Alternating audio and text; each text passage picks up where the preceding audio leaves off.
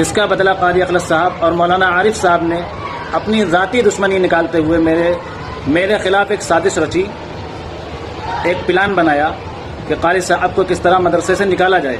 السلام علیکم دوستو، یہ کیسا ظلم ہے کہ قاری محمد رئیس صاحب سابق مدرس مدرسہ دارالعلوم اسعدیہ ایکڑ خرد جو کہ اب مدرسہ دارالعلوم رشیدیہ جوالہ پور کے استاد ہیں، لیکن مولانا محمد عارف اور ان کے لڑکے قاری محمد اخلد اس طرح سے ان کے اوپر ظلم کر رہے ہیں۔ یہ خود قاری محمد رئیس صاحب اپنی زبان سے فرما رہے ہیں۔ اس ویڈیو کو زیادہ سے زیادہ شیئر کریں۔ جب مدرسے کے ذمہ داران کا یہ حال ہے، اللہ رحم فرمائے ان جیسے علماء سو کے اوپر، یعنی جب ان کا یہ حال ہے تو عوام کا کیا حال ہوگا؟ وہ کیوں نہ پھر امام صاحب کو پریشان رکھے؟ تو آپ خود ان کی زبانیں سن لیجئے اور اس ویڈیو کو لائک کریں تاکہ یوٹیوب زیادہ لوگوں تک اس کو پہنچا سکے۔ السلام علیکم ورحمۃ اللہ۔ بھائیوں بزرگوں دوستو، میرا نام محمد رئیس ہے اور میں مدرسہ عربیہ دارالعلوم رشیدیہ جوالہ پور میں پڑھاتا ہوں۔ میرا اس مدرسے میں تقرر 10 اکتوبر سن 2022 میں اس وقت ہوا جب حفظ کی درسگاہ میں ایک استاد کی ضرورت تھی۔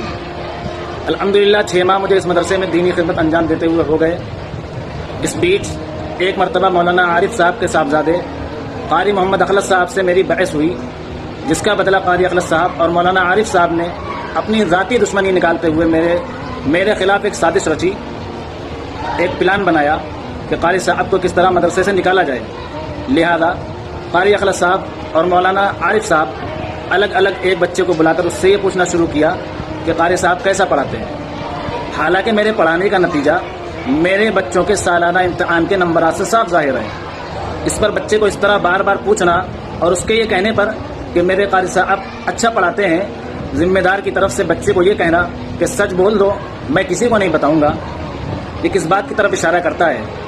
میرے بھائیوں بزرگوں دوستوں، صاف اور کھلی بات ہے کہ یہ صرف اپنی ذاتی دشمنی کی وجہ سے ہے۔ اس سال میں رمضان میں ممبئی کا سفر کیا، جس میں رمضان میں نے قرآن ممبئی میں سنایا اور مدرسے کا چندہ بھی کیا، جس کا سفر خرچ مولانا عارف صاحب نے یہ کہہ کر نہیں دیا کہ آپ تو وہاں قرآن سنانے کے لیے گئے تھے۔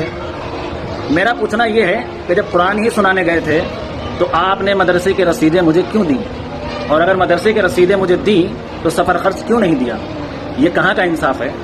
اگر ہمارے ہی عالم اور پڑھے لکھے لوگ، مدرسے کے ذمہ دار، مدرسہ چلانے والے ایسی گھٹیا حرکتیں کریں گے تو ہم جیسوں کا کیا ہوگا؟ ہم تو بہت ادنا سے ایک طالب علم ہیں، کچھ نہیں ہے ان کے علم کے سامنے، لیکن پھر بھی یہ پڑھے لکھوں کی باتیں ہیں کہ دیکھو اس طرح کی حرکتیں مدرسے کے اندر رہتے ہوئے کر رہے ہیں۔ اگر کوئی مدرس ان کی آنکھ میں آنکھ ملا کر ان کی غلط بات پر جواب دے دیتا ہے تو اس کا بائیکاٹ، مدرسے سے استعفیٰ، کیا مطلب ہے؟ یہ کہاں کا انصاف ہے؟ اب رہی بات پڑھانے کی تو باقی آپ حضرات ان بچوں سے پوچھئے کہ میرا پڑھانا کیسا ہے۔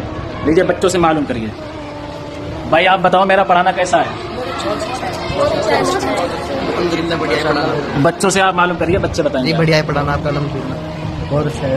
ماشاء اللہ بہت اچھی پڑھائی ہوتی ہے یہاں پہ، ماشاء اللہ بہت بڑھیا پڑھائی ہوتی ہے، ماشاء اللہ۔ میرا پڑھانا کیسا ہے آپ یہ بتائیں۔ اور جس بچے سے بار بار مولانا عارف صاحب نے اور قاری اخلص صاحب نے بھی یہ کہا کہ آپ ایک درخواست لکھ کے لاؤ، بس بات یہ ہے کہ وہ درجہ بدلنے کی ضد کر رہا ہوگا۔ بھائی ایک بچے کا اپنا پرسنل معاملہ ہے، وہ اپنا درجہ بدلنا چاہ رہا ہے اگر کسی وجہ سے، تو ذمہ داران کو چاہیے کہ اس کا درجہ بدلوا دیں۔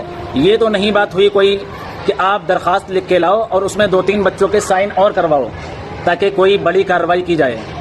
تو یہ پورا پروگنڈا ایک پورا سوچی سمجھی سازش ہے اور سوچا سمجھا ہوا جو ہے یہ پلان ہے، جس میں اس کو قاری اخلص صاحب اور مولانا محمد عارف صاحب نے انجام دیا ہے۔ الحمدللہ ابھی میں مدرسے میں ہوں، مدرسہ دارالعلوم رشیدیہ میں ہوں۔ جن بچوں کے درخواست پر نام لکھے ہیں کہ یہ بچے درسگاہ بدلنا چاہ رہے ہیں، جب ان بچوں سے میں نے معلوم کیا تو وہ بچے یہ بتا رہے ہیں کہ مجھے تو یہ بھی نہیں پتا کہ یہ درخواست ہے کس چیز کی، مجھ سے تو صرف ایک کورے کاغذ پر سائن کروائے گئے اور وہ بھی میں نے اپنے آپ سے نہیں کیے۔ آپ ان بچوں سے معلوم کر لیجیے کن کن بچوں کے نام ہے بھائی؟ یہ اپنے آپ سے سائن ہے، یہ ہاں میں تو نہیں پتا سائن ہے نہیں۔ اور ایک یہ صاحب ہیں، ہم نے اپنے آپ سے سائن نہیں کیے تھے، ایک لڑکا تھا عالمین، اس نے سائن کروائے تھے، کہہ رہا تھا کہ تمہیں کوئی دقت نہیں ہوگی۔ اور یہ آصف کا ہے، یہ ایک چھوٹا سا بچہ ہے حسان، اس سے معلوم کریے آپ۔ یہ سائن خود کیے گئے ہیں جی، یہ لڑکا ہے से दरख्वास्त लिखवाई गई थी मौलाना आरिफ साहब ने। ये साइन मैंने खुद नहीं किए, ये साइन करवाए गए हैं। हमें तो यूँ भी नहीं पता था कि किस लिए साइन करवाए जा रहे हैं। बोलिए, क्या बोलिए? हमने साइन नहीं किए, हमसे साइन करवाए गए हैं।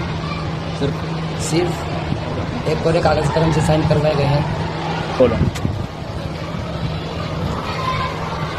हमारे उस्ताद को मदरसे से निकालने के लिए ये सब चीज़ें करवाई जा रही है और हमारे उस्ताद को बदनाम किया जा रहा है। हमारे उस्ताद को मदरसे में से निकालने के लिए ये सब चीज़ें की जा रही हैं और हमारे उस्ताद को बदनाम किया जा रहा है। ये हमारे उस्ताद को निकालने के लिए सारी साजिश रची है और इनको बदनाम कर दिया जा रहा है।